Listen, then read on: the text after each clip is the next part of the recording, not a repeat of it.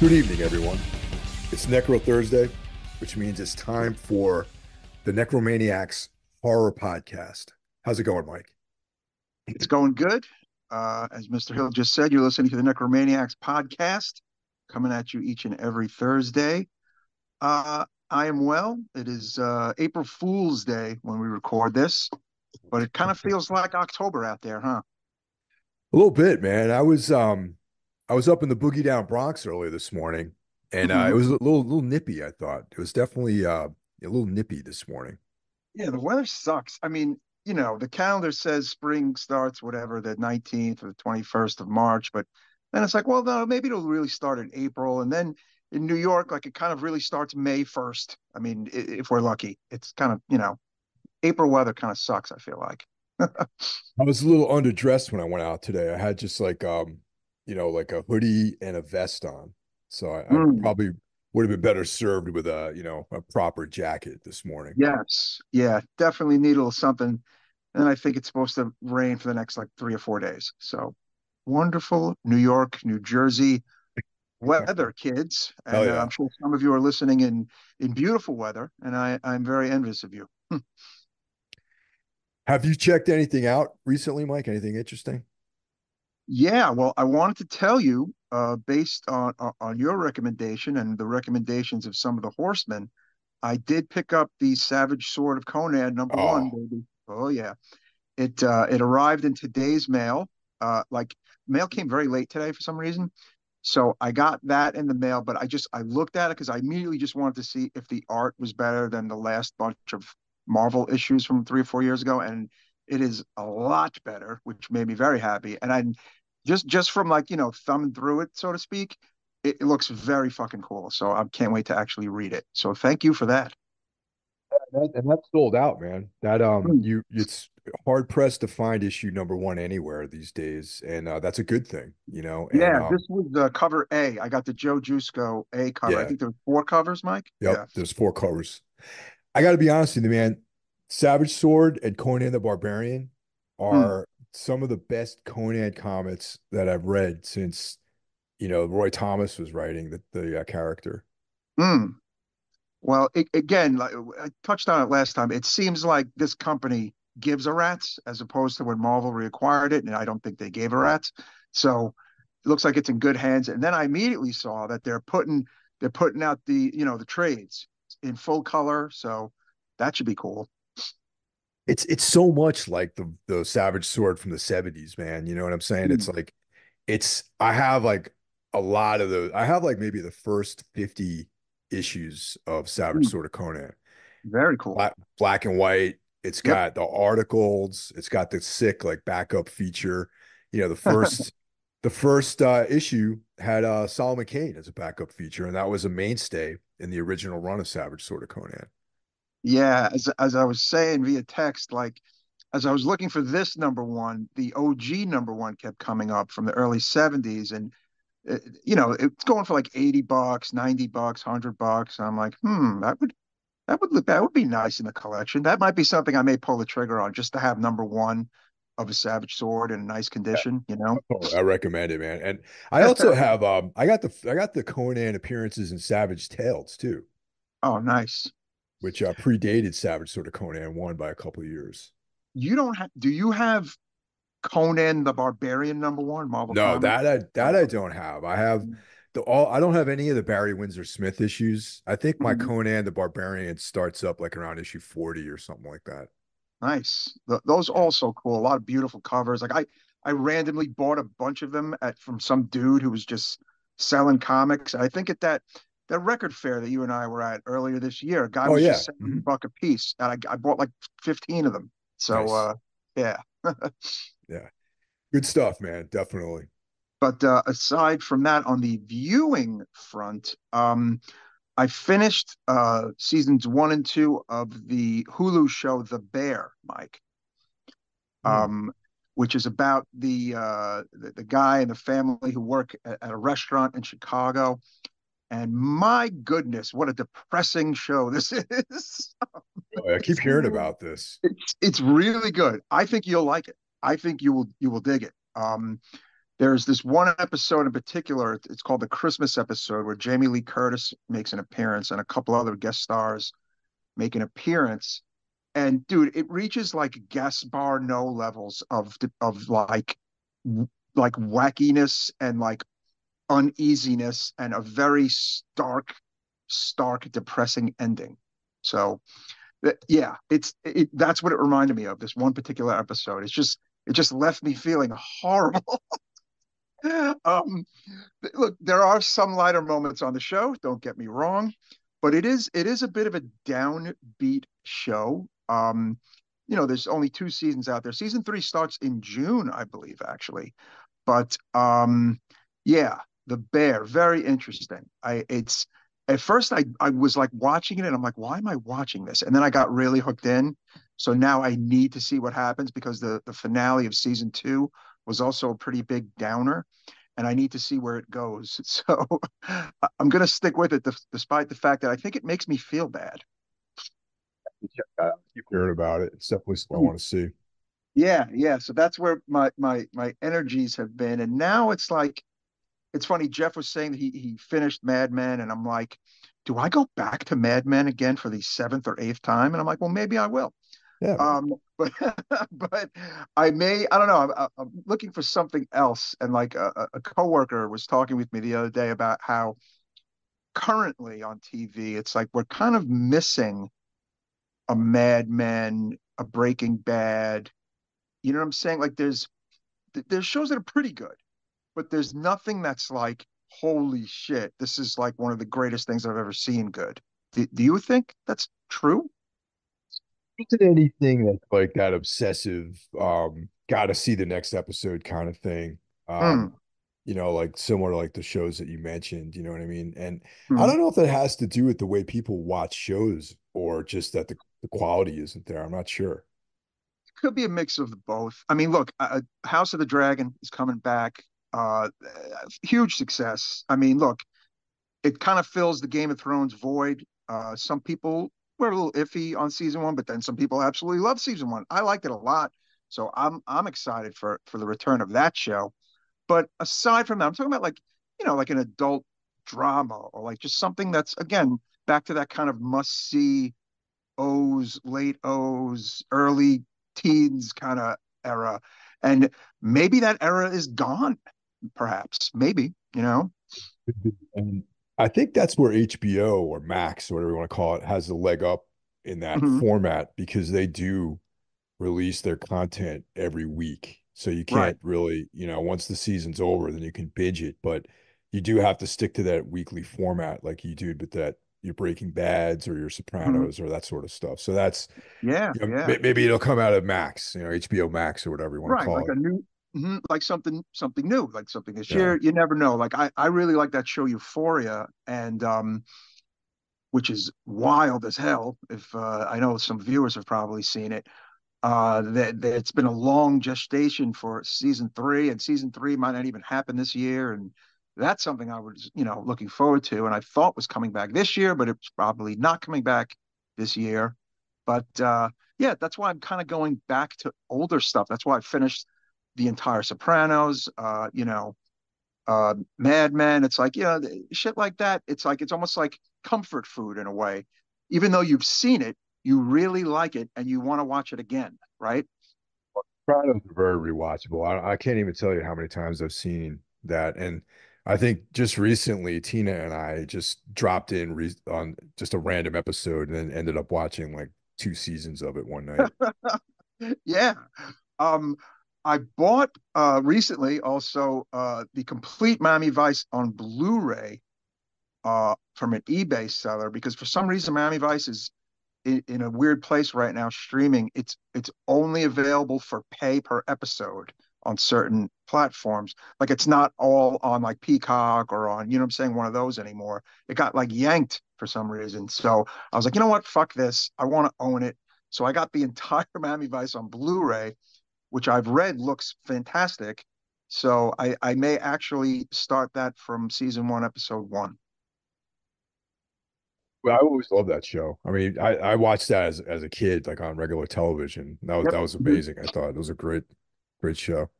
Yeah, me too. It's funny. I was telling Stella that there's an episode with the power station in it, like John Taylor Oh from yeah, the John Taylor. band. Yeah. Yeah, that's right. He's in an episode, um, and there's an episode where they play a Fields of the Nephilim song, which is pretty cool. Like, they have these really interesting musical moments, like The Damned, and like some surprise bands actually from the '80s that you wouldn't even think were on there. Aside from, like, a lot of hit songs of the '80s that were on the show all the time, and very cool usage of music on that show. Yeah, that's the one thing that show was you could tell the people that put it together, the producers were music people. Like even the guests, like Frank Zappa Yeah. was on there. He was like in an episode. Well, Michael Mann had a hand in a lot of that shit, and I'm happy to say, Mike, Heat 2 is in pre-production. Get excited. Oh, I love Heat One. Oh yeah. Who is actually going to be in Heat Two? Same cast? Well, it's no, actually, it's a prequel. So Oh, it's wow. all of the characters as younger men. Okay. But it is Michael Mann's next film. He's going to direct it. It's in pre-production right now. Um, that book that came out, actually, which served as a prequel slash sequel, is the basis of this film. So, but I think this film might be focusing entirely on pre 95, which is cool. I think that's fucking awesome. You know what I'm saying? To see young versions of the Pacino character, the Nero character, Val Kilmer's character, etc. I'm all for that. So yeah. Maybe a little nervous because sometimes you can't come home again, as they say. But um, I love Michael Mann, so I mean, I'm excited about it either way.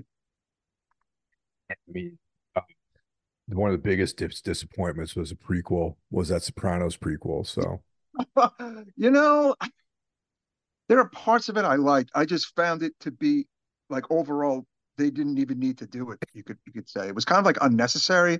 I mean, but it was kind of fun to take a peek into the past, but it wasn't like a home run. No. yeah, Mm. I got a fire alarm here going off. Hold on 1 second. Uh-oh. Okay.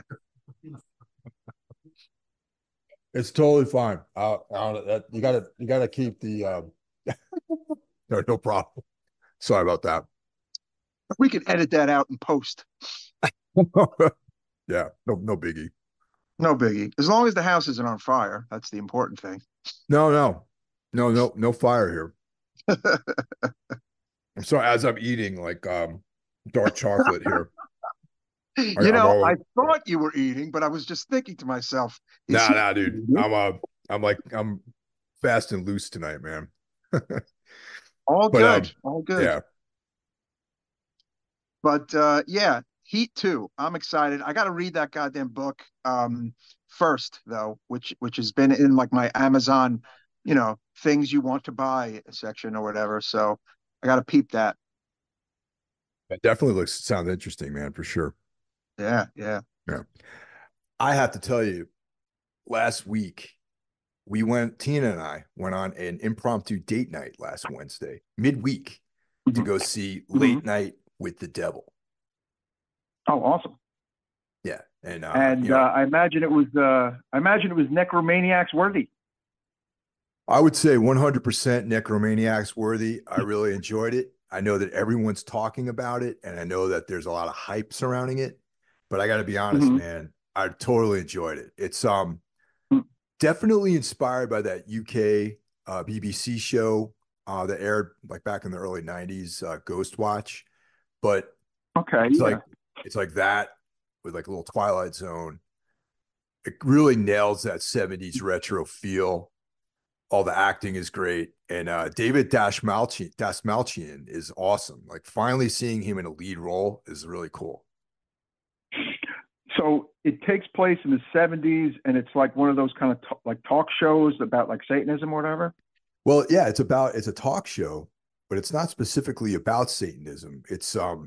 the guy has gone through sort of a lull in his career. Like without getting too much into the plot, because I'm assuming we're going to talk about it.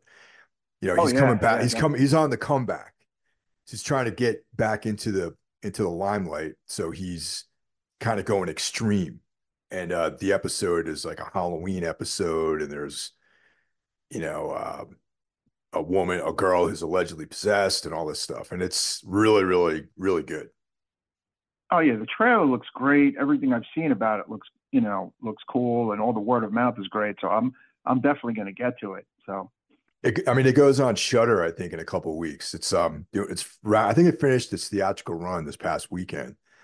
And okay. I think it's going to show up on Shutter like in a couple of weeks because it's Shutter exclusive, so it's one of their deals. Oh, perfect. Yeah, it'll be an immediate watch. So cool. Yeah. And then I've been once again speaking about revisiting shows. I went back to the Hannibal TV show.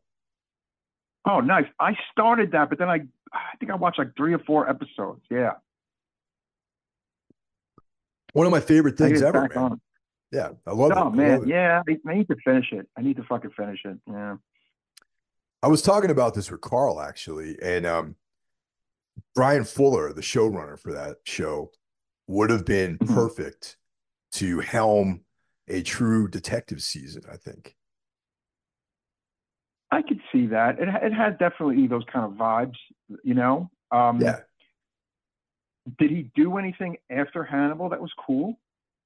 Um, Off the top of my head, he's done other things. I'm not sure if I've seen them though. That's the thing, Mm. but it's Yeah, I mean that was a good show. I think it was maybe too much for NBC and maybe even a little ahead of its time. No? I've always said that it was ahead of its time for sure because it's like definitely Yeah. predated the streaming era, and it was definitely too Hmm. extreme for regular Yeah. television. Totally. Totally. Like I can't even believe they got away with what they got away with. Honestly, sometimes some episodes. Yeah. But yeah, I definitely got to finish that. And my brother John was telling me I should be watching Shogun on FX, which he says is Oh, unbelievable. So oh yeah. Okay. I've heard I that. Yeah. based That's pretty. it's That's kind of like a redux of the one from back. What was that? The late '70s, early '80s, the TV shit from when we were kids. I think. yeah. Now I remember So that. Yeah. Yeah. yeah. That's pretty much it for me. I started watching You'll Never Find Me, which started off great, but I fell asleep watching it. And that's on Shutter. It's like one of those Australian slow burn films. I'm a big fan of all Okay. Yeah. those. Yeah, I definitely recommend that one. Oh, I'm nice. probably going to finish it this probably start it again actually from the beginning and watch it. It's like one of those atmosphere movies. It's funny. Our quality control manager, Rennie Rosmini, hipped us to the Kino Lorber sale, and it sounds like you and I bought the same 2 movies, huh? Hardcore and 52 pickup, right? Yes, and loyal listeners will know that we did a hardcore episode, which was a fun one. But I do think we should do 52 pickup. What do you think? I'm always down. That's a great movie, man. I'm totally down. It's we go into the adjacent genres, like more Yeah. heavy Hmm. crime or noirish sort of film. So I'm down with that. Sleazy. Like there's almost like there's a Mount Rushmore of sleaze films, you could say, and you've got hardcore in there, and then you've got like 8 millimeter in there, and then you've got what else? You could say cruising is in there, Oh right? yeah. Yeah. But And Cruise is then more of a giallo, in my opinion. it is more giallo, but it's pretty sleazy for it's sleazy. It's giallo, but it's sleazy. And I think 52 pickup is pretty sleazy and it's a lot of fun. And it's like definitely in the family tree of these movies. Would you agree? Yeah, definitely. I mean, it's got Roy Scheider. It's got Hmm. that dude from the Mod Squads in it, I think. Yes, and it's got Anne Margaret in a very odd role as the wife of Roy Scheider, who goes through hell and is kidnapped by pornographer, crime. Like it's got like all these little like intricacies in it, and it's got Vanity in it, Prince protege, who is Roy Scheider's mistress. It's got lots of fun stuff going on in there, huh? Definitely. So I think we should put that. Maybe when the Blu-rays show up, we can both watch them Yeah. and then we'll do an episode on Yep. it. Totally. Totally. Yeah. It's got some cameos from mid '80s porn stars in there, and it gets pretty wild, that movie. I dig it. No, totally. So let's run down the other horsemen, man. Let's Yeah, give a let's do shout it. out to the we're part of the Illuminati of media creators here on the internet. And of course, we're talking about the horsemen, the podcasting apocalypse. Back in the day, it was known as the Four Horsemen, but now we've expanded. Hmm. We've got some expansion, and we just call it the Yeah, Horsemen now. now it's just a horseman. That's true. That is Yeah, true. yeah. Um, on Monday, of course, we have Brandon Legion's own Horror Wolf 666. On Tuesday, Jackie Smith, the man himself, currently holding it down in Norway, having a hell of a time. With, of course, Into the Necrosphere, the greatest metal podcast in the land. On Wednesday, Mike Hill's own Everything Went Black podcast. On Thursday, folks, you're listening to it right now. Smash that subscribe button. The Necromaniacs podcast. But also on Thursday, Mike, we have another show. Carl Highcar brings us the first of two episodes of Soul Knox. Sunday being the second, and that used to be his only day, but now he's dropping two episodes a week from Soul Knox. And if All right. you're into like darkness, the macabre, the esoteric, that sort of thing, you can check his show Mm-hmm. out, and it's really been killing it. Really cool topics, really cool guests. And Carl and I are doing a collaboration called Darkness Weaves, where we Mm-hmm. are covering the work of Carl Edward Wagner, a criminally underrated weird fiction and dark fantasy author. And right now we're running through all the Kane short stories. Very cool. That's every Thursday alongside Necromaniacs. On Friday, my brother from our actual mother, Mr. John Draper, of course, with Spitball Media. On Saturday, folks, you take a break, you go out, you enjoy the weekend, get away from it all. But on Sunday, come back again, Mike Hill, right? For That's right. Soul Knox and our additional horseman. Why don't you tell them who that additional horseman is, Mike Hill? Well, that's Cheyenne, the front man of the great band Trivax, currently on the Mm-hmm. rise. And he brings us Iblis Manifestations, another great show.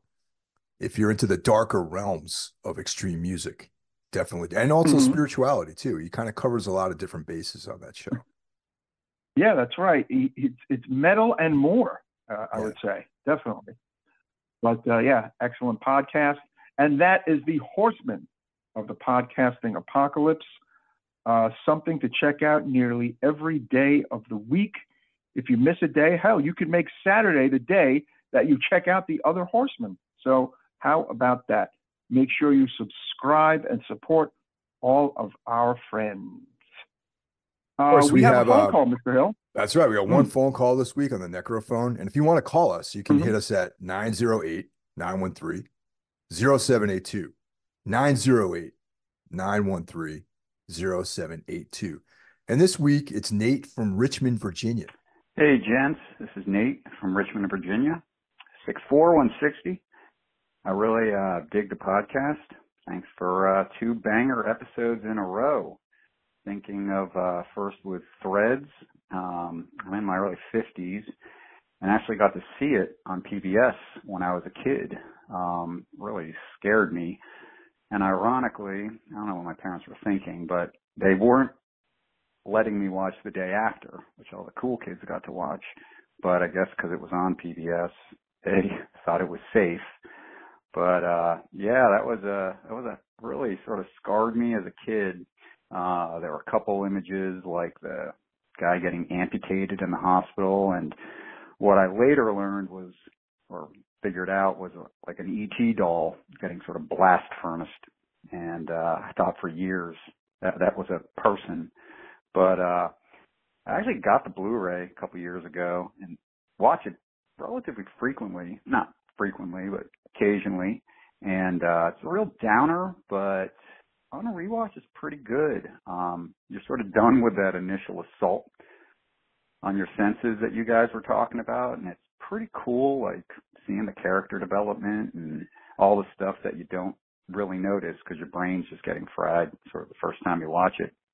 Blu-ray has a pretty cool bonus feature that actually plays that sort of weird government sort of what to do in case of that's playing on the TVs. It's really sort of freaky to watch the actual whole video. But at the risk of getting long-winded, I also loved House by the Cemetery. It's probably my favorite Fulci film. Doesn't hurt. I have a sort of a weird crush on Katerina McCall. That scene where she gets pulled down the stairs is unbelievable. It's a real weird flick and doesn't really make a whole lot of sense. The father is just sort of like in another world the entire movie. But it's pretty much it's probably my favorite Fulci. I think New York Ripper's up there. And I don't know if you've ever seen Touch of Death, which is actually like a weird black comedy. I think that would be perfect for the show because you guys would really laugh your way through that one. It's just overacted to hell. But don't want to make your podcast too long. Thanks for the great show. And anytime you can, come down to Richmond and play the Broadberry. I'll be there, guys. All right. Cheers. Take care. Thanks for calling, Nate. I love Richmond. Richmond is a really cool town. A lot of good friends live down there. And yes, don't you have a Richmond tattoo, Mr. Hill? I do. I have an RVA tattoo. Yep, I do. All right, you do. And that's things I remember. Yeah, a lot of good friendship down there. North, Jersey transplant Dave Whitty lives in Richmond. He's been living there for quite a while at this point. And yeah. But Dave is a Jersey guy originally, and he and our friendship goes all the way back to like, let's see, over almost 30 years I've known that guy. Wow, long ass time, man. He's a cool dude. Oh yeah, and of course Dave is the drummer for Municipal Waste, Discordant Saxes, Burnt by the Sun, the man of 1,000 bands. That's Dave Whitty. Oh yeah. I think I remember him from Human Remains. That's how I remember it. Yeah, Human Remains, all kinds of stuff, man. Way back. To name a few. But yeah, Nate, exactly. You're a brave man for delving into threads on a semi-regular basis, man. That's pretty extreme. I know. Goodness gracious. But always good to hear somebody who loves the podcast and supports it and listens every week. Thank you so much for that, sir. And definitely. Thanks for calling. And drop us a line again, man. I want to hear input on some other things that we might be doing down the line. Totally. And again, if you have not called us, we would love to hear from you. If you don't want your name mentioned, of course, you can mention that before you get your ramble going, and we could just put you out there. We appreciate all of you who send us messages on Instagram or Facebook, and of course the callers. And again, thank you so much. So that leaves us with this week's feature, Lucio Fulci's The Psychic, a.k.a. Sette Note in Nero.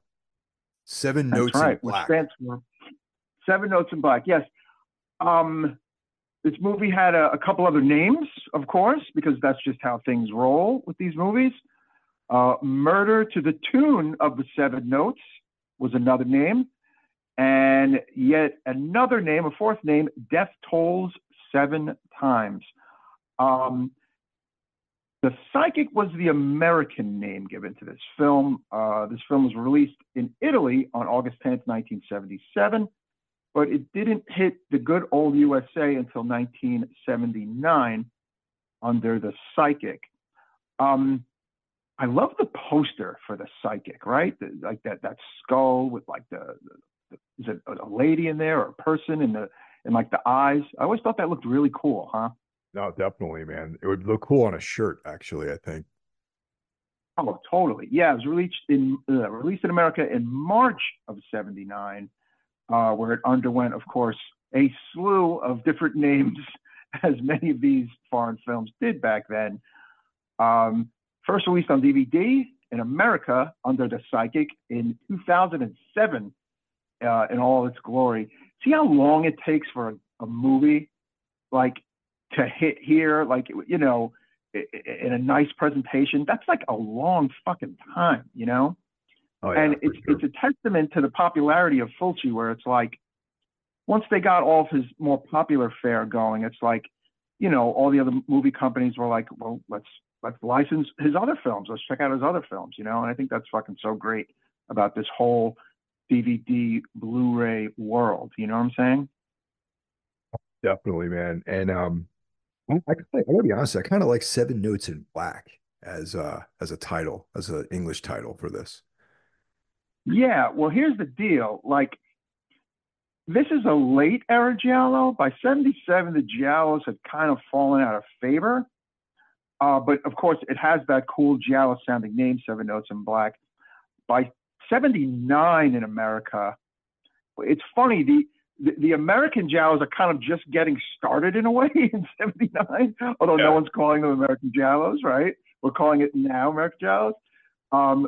So the psychic, the psychic could be anything, right? I mean, that name it's okay, no?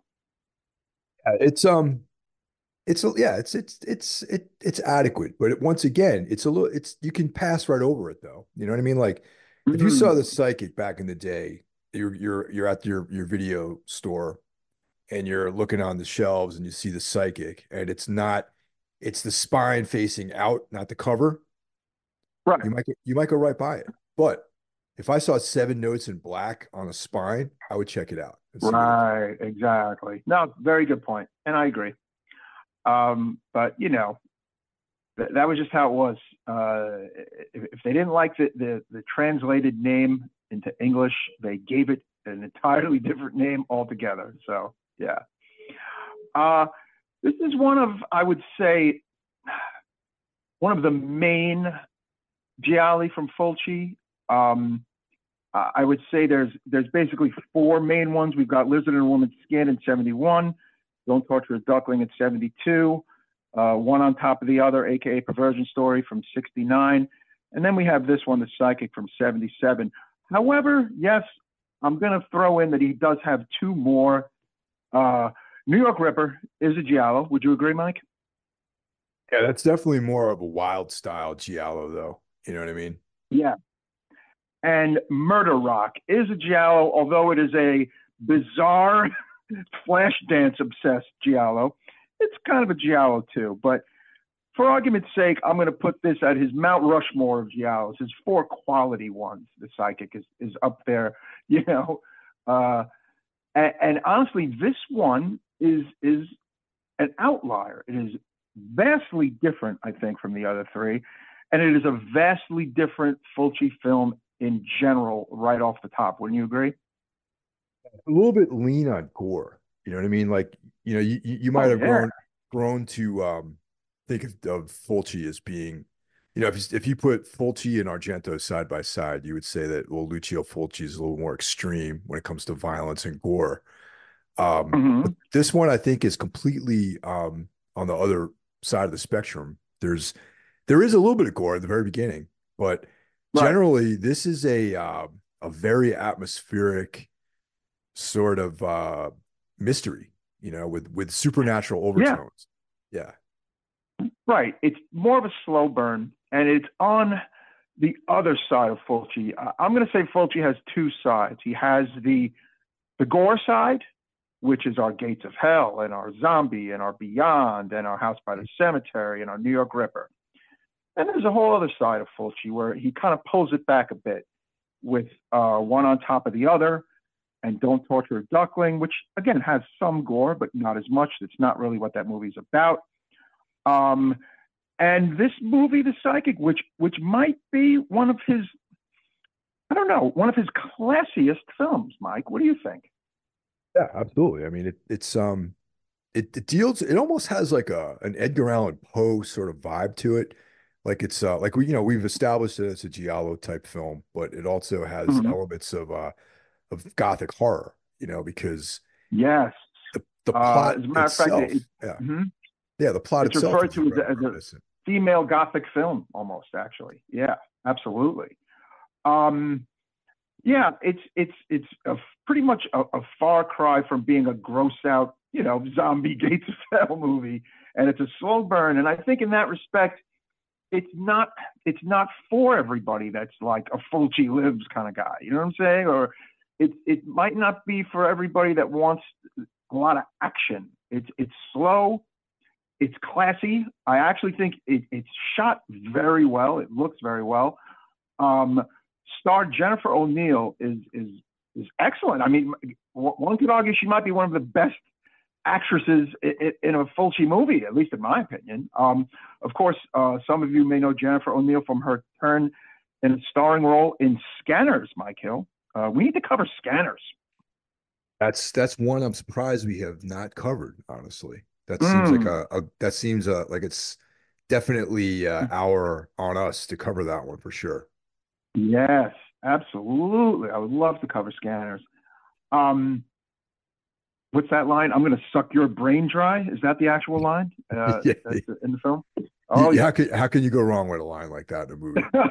With Michael Ironside, yes. Michael Ironside's a G, man. I love Michael Ironside.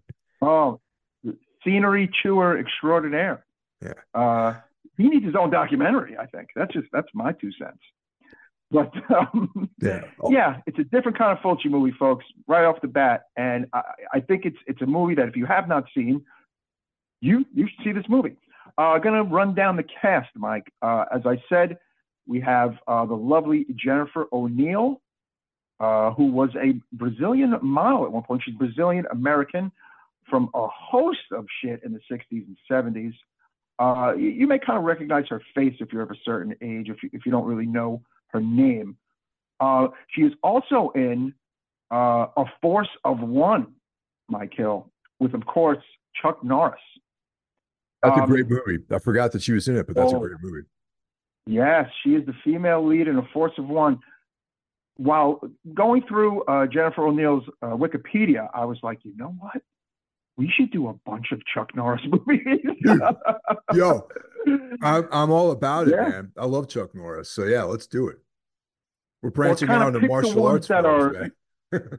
Yeah, or pick the ones that kind of, are a little more kind of out there, a little more violent or a little more edgy. Force of One's a good one, so I would love to do that, of course. But yeah, so we've got Jennifer O'Neill as Virginia Ducci, Gianni Garco as Francesco Ducci, her suave, handsome husband, Mark Porrell as her friend Luca Fattori. Folks, you may recognize Mark Porrell from Don't Torture a Duckling. He's the priest, I believe, in Don't Torture a Duckling. I recognized his face the moment I saw it. Interesting thing, this movie begins with basically a very similar ending of Don't Torture a Duckling, with someone going down a mountainside with their head getting bashed in. Did you kind of catch that? And I was picking up on that as well. But and also that it's almost like Fulci couldn't help himself. That's kind of the only gore in the entire film. Yes, you were right. And there's one other scene where a guy falls and it kind of looks like gore, and there's another scene at the end where someone's head is hit. And other than that, that's about it. That's all the gore and a flashback scene. Like there's no like ultra violent kill scenes in this movie. Not really, which again sets it apart from Fulci fare. Gabrielle Farizzi as Emilio Rospini, Ida Gialli as Gloria Ducci, and Jenny Tambori as Bruna. Yeah, again, like I said, late to the game kind of Giallo. By 77, these movies had kind of, fallen out of favor a bit, although there are some, again, from the latter 70s that are pretty good. But most of the best ones are from the early to mid 70s, at least in my opinion. By 77, of course, you have Argento doing Suspiria, which I don't care what some of you listeners say, is not a Giallo film, Michael. What do you think? No, it's not. I don't count that as I count it as like a witch movie, basically, straight up supernatural film.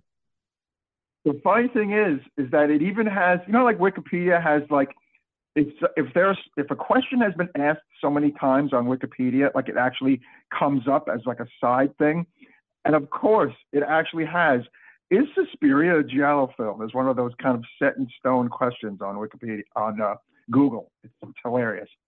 And of course, the answer is no, it is not. Although some people disagree with us, apparently. So yeah, as we stated earlier, this is a different kind of film. It involves a woman who begins experiencing psychic visions that lead her to discover a murder, and her husband is charged with this murder.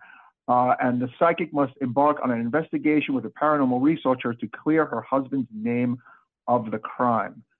That's kind of like the gist of it. But the movie literally starts out, though, with a flashback to 1945, a simultaneous flashback of a scene in Dover, England, with a young woman on a cliff and a young girl, which is, of course, the star of the film as a young girl, Jennifer O'Neill's Virginia character, in Florence, Italy, 1945. A young Virginia sees her mom kill herself, right, Mike? Hello? Yeah, I'm still here. Yeah, can you hear me? Oh, sorry about that. Yeah. The young Virginia sees her mother kill herself, and basically that's where you kind of see this kind of, well, not that great special effects moment, but it's kind of a standard Fulci moment where it's kind of like a mannequin and, like some poor close-ups. Hey, it was made in 77, and that's kind of what these things looked like back in Italy back then. You got to kind of let it go, right? Yeah, that's what I said. It was like the first time watching this film, I'm like, it's almost like Lucio Fulci could not help himself. Like it would have been fine to like just show the mother propelling herself off the cliff into the ocean, but he had to have that close up where her head bashes into the cliff, and it's like, okay, Mm-hmm. this is like, I read some things which some people felt, Mike, that scene was like almost hurt the rest of the movie in a way. nah, I wouldn't say that.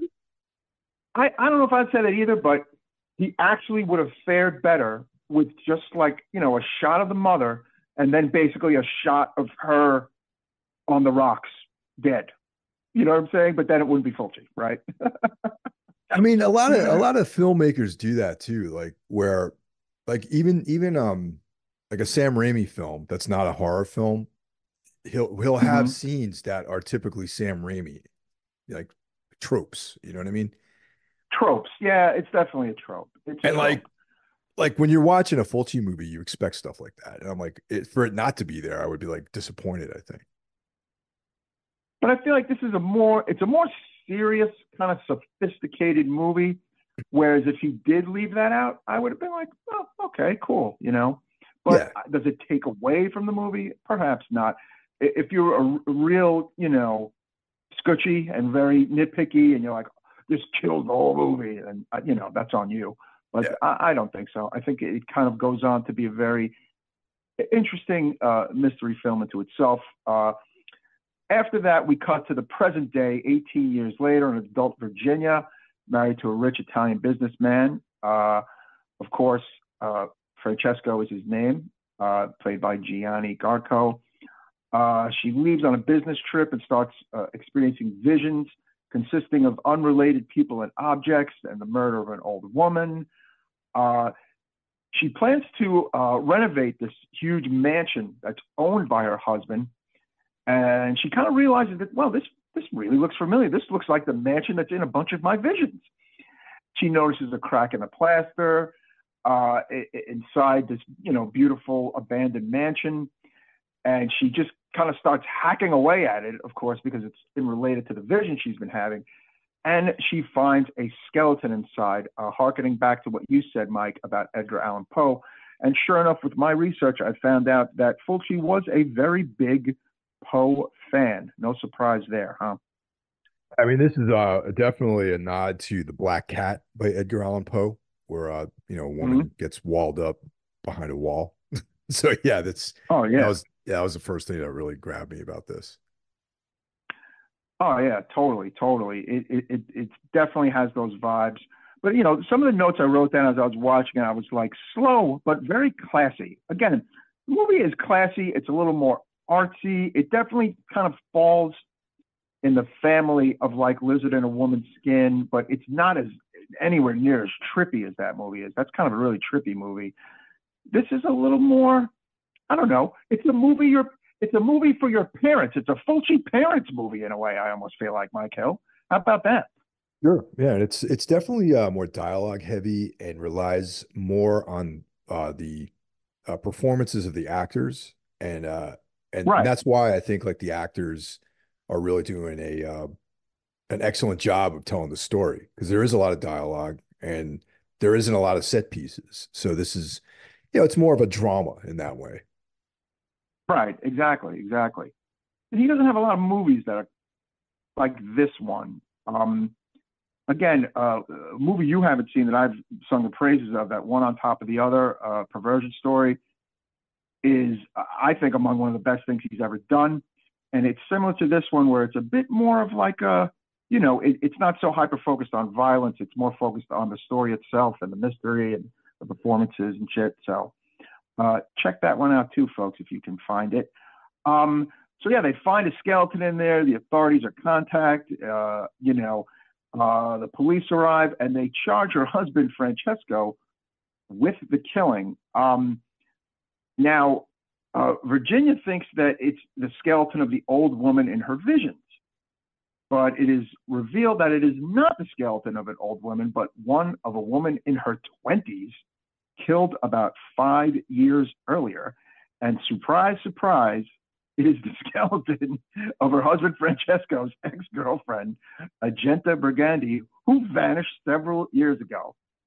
Now, listeners, I did not see this movie before. This was a first-time viewing of The Psychic.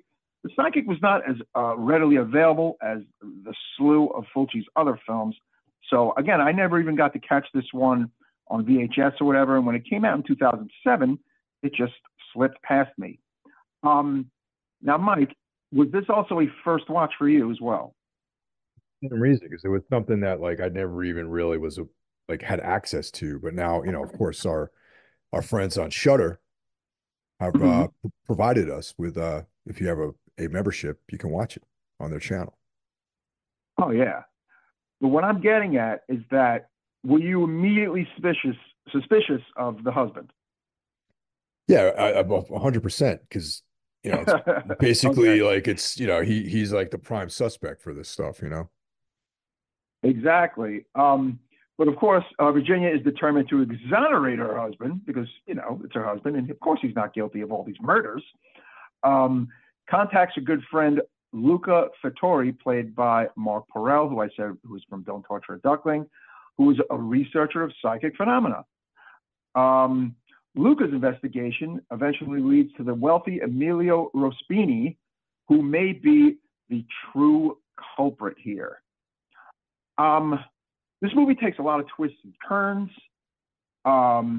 There are instances where you feel like, okay, this Emilio guy has to be the killer. The husband, it's really that beginning kind of scene where it's like your initial suspicions of him are kind of taken aback, right? And a few other things happen, like they kind of flash back to this old woman being murdered, and then the murder of the young girl. But the thing is, Virginia is having visions of what she feels are the deaths of other women. But in reality, folks, by the time this movie winds up, she is actually having visions of her own death, right, Mike? Totally. And that was the thing that was really cool about the film, where it's like you think, okay, these are like things in the past, but then it almost flips it like a Shirley Jackson story, like it's something that Shirley Jackson puts in her stories where it's like premonitions of something that's going to happen. And that's what I really dug about Right. the film. You know what I mean? No, absolutely. Interesting thing. Now, again, since this was my first time seeing this movie, the biggest factoid that kind of blew my mind a bit, which also made me feel kind of like, how did I not know this? Because I pride myself on being a pretty big Quentin Tarantino fan. I did not know that Quentin Tarantino considers this one of the greatest giallo ever made. It's one of his favorite films of the 70s. On top of that, which I did not know until I did my research for this film. And the biggest takeaway was that in the late 90s, after Jackie Brown, Quentin Tarantino was going to remake this film. and acquire the rights to it. With Bridget Fonda, of course, from her turn to Jackie Brown, is in the role of Virginia. But according to Wikipedia, by the year 2000, Tarantino's update was that this project has a murky future. I don't own the rights to it. It's one of those things where it's like, if somebody buys the rights to make it, I won't make it, but they could totally fuck it up. If it's meant to happen, it'll happen. But unfortunately, it did not happen. However, what did happen was in 2003, 2004, for Kill Bill 1, Quentin Tarantino used the theme music from this movie, which is, of course, from the great Fabio Frizzi, as some of the main theme music in Kill Bill 1. So as I'm watching The Psychic, Mike, and I'm hearing this music, I'm like, wait a second, I know this music. And then I did my research and I went, well, that's why I know this music. It's from one of my favorite fucking Quentin Tarantino movies, Kill Bill. So I thought that was so cool. And the fact that he liked this movie so much is kind of like a mind fuck, no? I mean, I gotta be honest with you, I didn't pick up on that until you mentioned it, like the theme music Hmm. at all. But yeah, Mm-hmm. I mean the theme music is like, I mean, it's Fritzy, so it's awesome. Mm-hmm. It's it had vibes of familiar things, I guess. So, but I didn't Yeah, place it as being directly from like Kill Bill. No. yeah, yeah. Um, yeah, and then I found some audio where he's talking to Eli Roth, Quentin Tarantino, about just how much he loves this film and how much he thought Jennifer O'Neill was like amazing in it, and how underrated she was, and and how people should think more about this movie when they think of Fulci, and it's just like, wow, man, like just when you think you know everything, you don't know everything, and it was really kind of like fun in a way to learn that. And it makes me like Quentin Tarantino even more, even though some people I know are not fans. They will remain unnamed. Um, at the very least, he gives props to his influences and inspirations. Could you see a Tarantino remake of this movie in the early O's in like your mind? I think it'd be a wild ride if he did remake this film, because Mm, it would be in his in the way that he makes films, and it's like there would be like right. Sam Jackson would be in it somehow. Like he'd probably find some dude from the some like 70s like guy Mm. resurrect his career, or But maybe the like thing is, he might even find, like Mark Corell or something like that, or Gianni Barco right, would be in this, exactly. Yes, yes. they play a That cop in like it or just like something how he like that. put, like how he put Franco Nero and Django Unchained. It's like, yeah, like that's something he would do, or he would put Jennifer O'Neill in the movie somehow.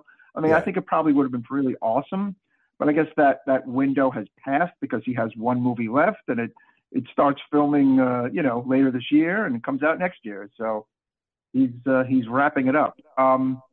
But you never know with Quentin Tarantino. You never know what he's going to do next. I heard that he wants to write books. I heard that he wants to potentially do stuff on television. Who the hell knows? So, yeah, I think it would have been interesting. I do think a movie like this, though, like many Gialli, would work well just plopped into the modern world with some adjustments. No? Not the right guy making it. You know what I mean? Someone who, I mean, Hmm.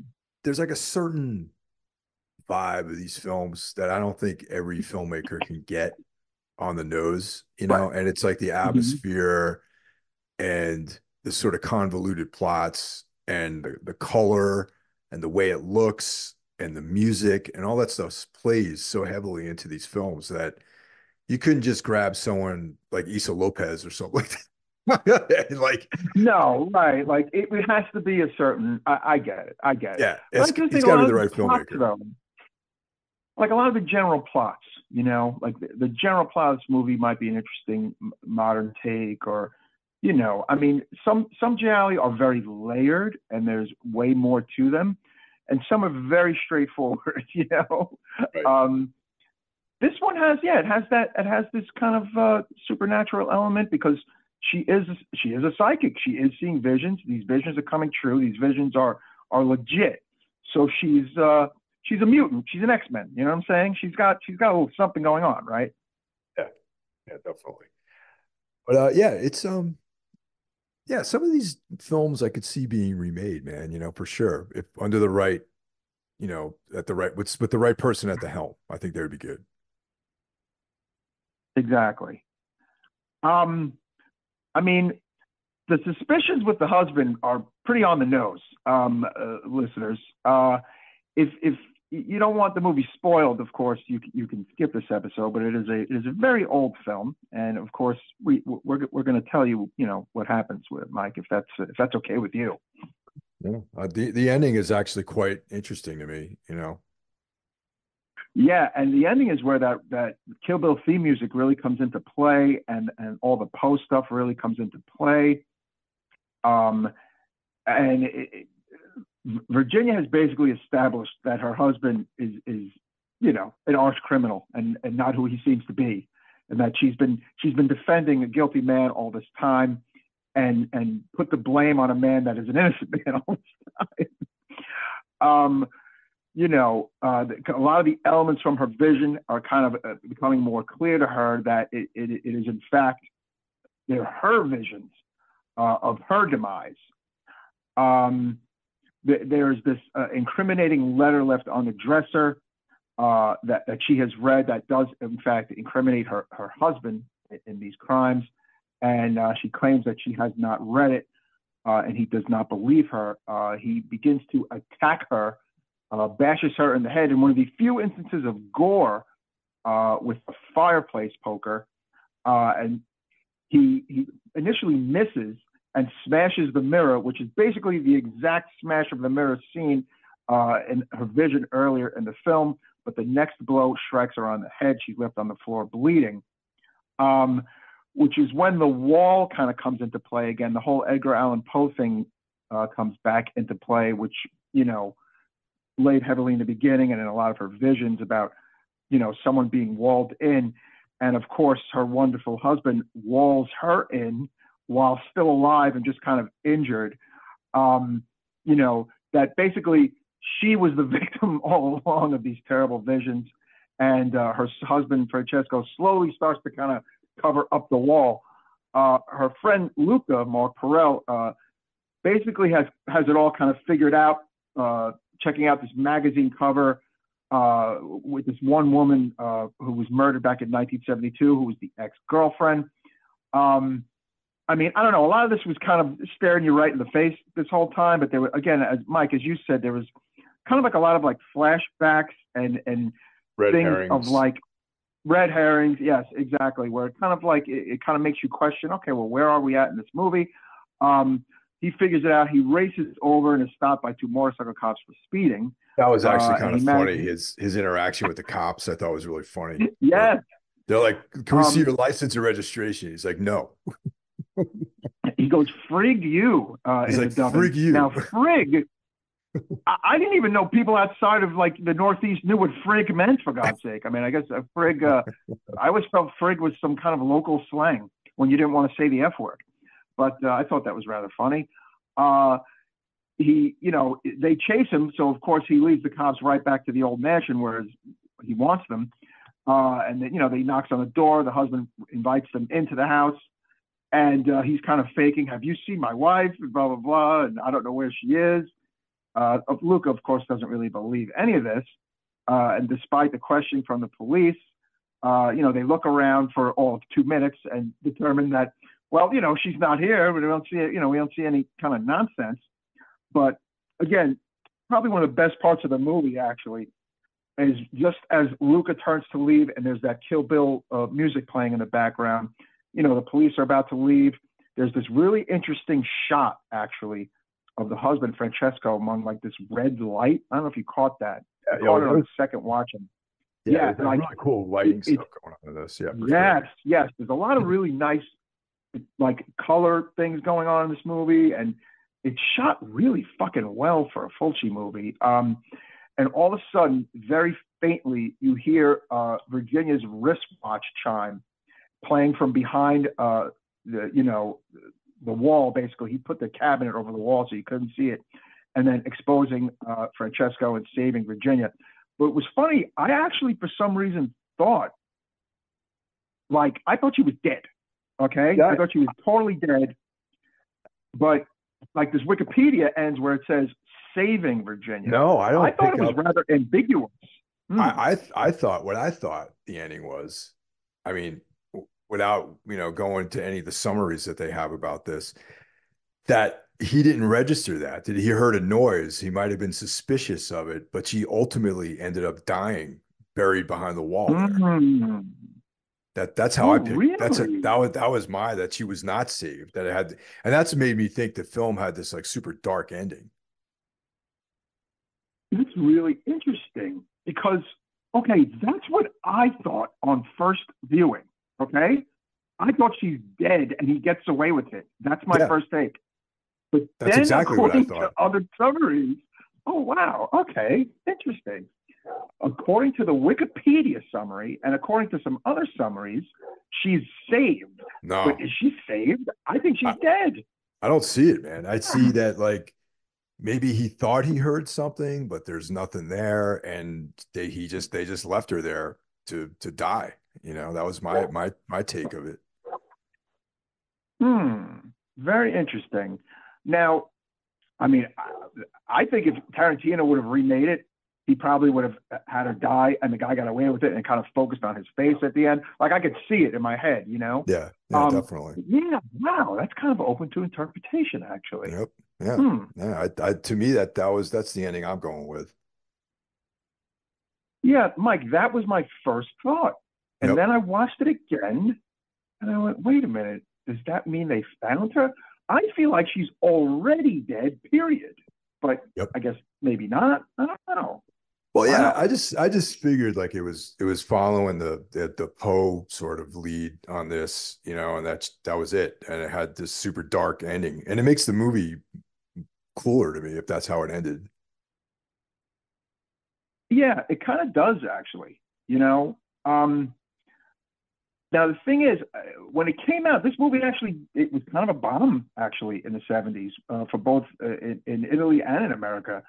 But upon its DVD release, it got a lot of praise actually. DVD Talk gave it 3.5 stars out of 5. Effective thriller, smartly directed, engrossing, bloody disgusting.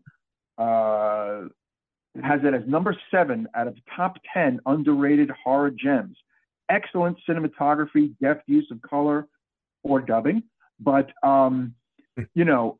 it's funny. It's been compared to The Eyes of Laura Mars, released the following year. And no one else was funny. As I was watching it, I actually wrote down, this reminds me a little bit of Eyes of Laura Mars, Sure. which is another movie we should probably cover one day. An American film, yeah, definitely. Yeah, yeah. I see that. I definitely see that. Eyes of Laura Mars is way different, but it's similar with the whole the psychic angle and the women in distress, and there's some similarities, absolutely. Um, but yeah, I mean, honestly, learning about that Tarantino remake was a lot of fun. But in 1984, there was an Indian film loosely based on Seven Notes in Black, called New. I'm going to mess this up. Nuravi Nal, and then yet another Hindi language Bollywood film called 100 Days in '91. So apparently, the people of India really like this movie. They remade it twice. That's interesting. Okay. But alas, America never got our Quentin Tarantino remake. Doesn't matter because we have Lucio Fulci's original to watch and enjoy. Mike, what do you give The Psychic? I'm gonna give this one a 4.5 because of the ending. My take on the ending. I think that it was, in my opinion, it wasn't a happy ending.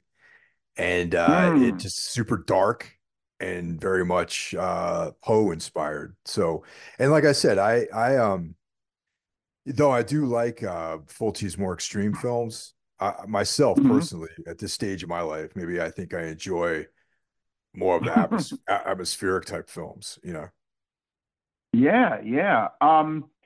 I give it a very solid 4 out of 5. I enjoyed the hell out of this movie.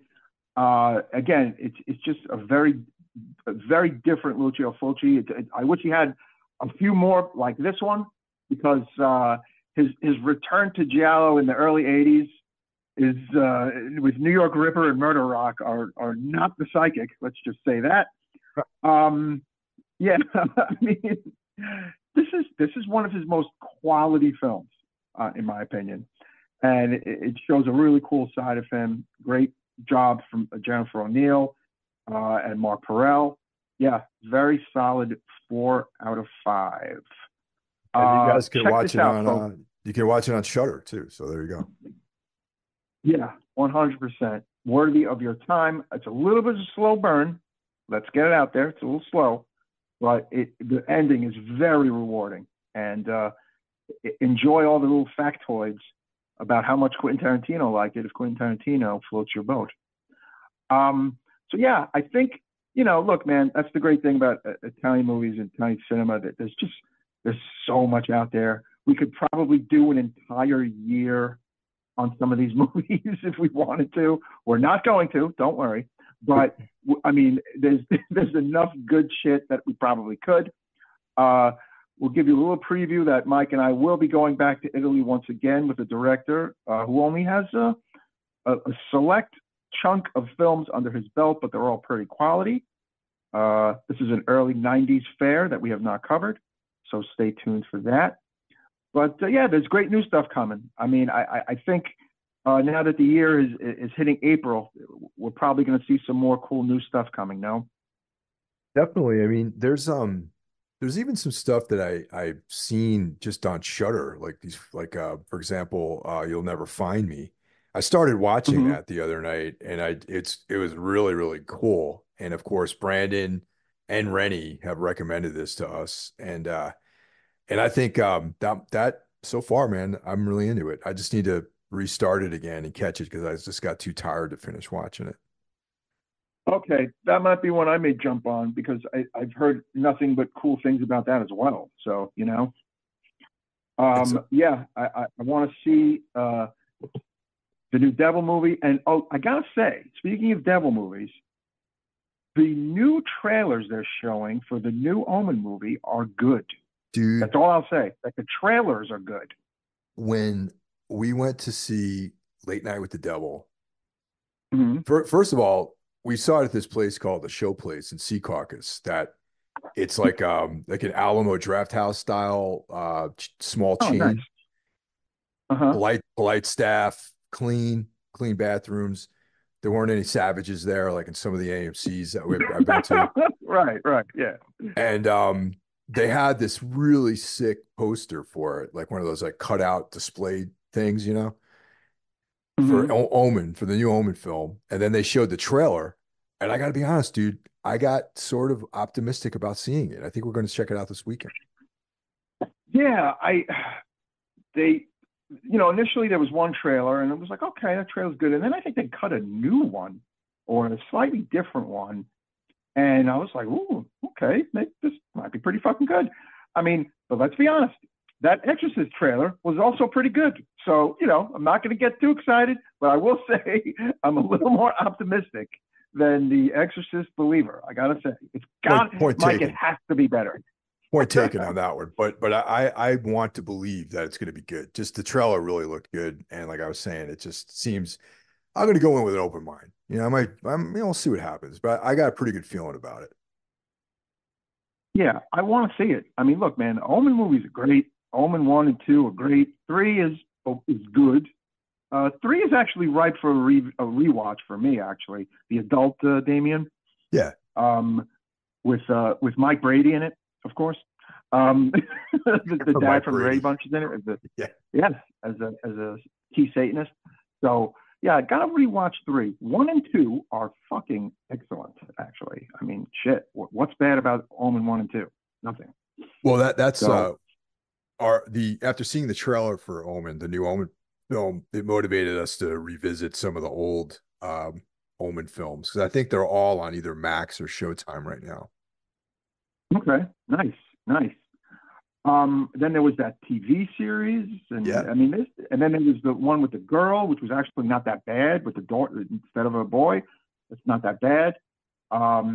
Yeah, fun series of films for the most part, But now I don't know the answer to this question because I have not done any research. Is this an immediate lead up to the first film, or you don't know? But yeah, it's a lead up to the first film. That's what I gleaned from the trailer that I watched. Okay, now that has me interested. I'm okay, Yeah. very interested then. Yeah, I Cool. think it's got my interest peaked for sure. All right. So yeah, this was fun. Fulci, he's you never know, man. Sometimes you think you're gonna get some disgusting gore fest, and then you get a classy thriller. That's the beauty of Lucio Fulci, folks. So check out The Psychic. Thank you for your support, and we will see you next time, Necromaniacs. Thanks for listening, guys, and we'll talk to you next week. Take care. Cheers.